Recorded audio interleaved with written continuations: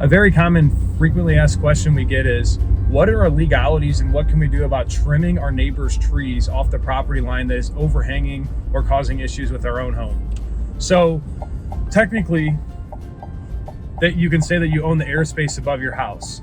How we always do it, in the safest, most logical way I've ever come about it, is trim it right to the property line, but keep it on yours.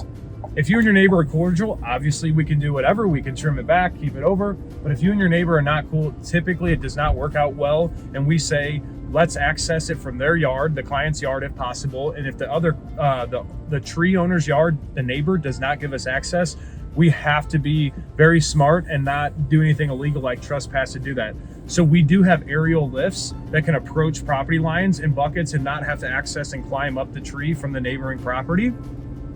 And when it comes to that, technically you're legally allowed to trim anything back over your property line. If it hangs over there, it's encroaching your property, you can legally trim that back. Now you cannot trim it and then throw the debris back in your neighbor's yard or send them a bill, but anything overhanging your property or trespassing, will say, onto your property, you can legally remove or prune at your liking.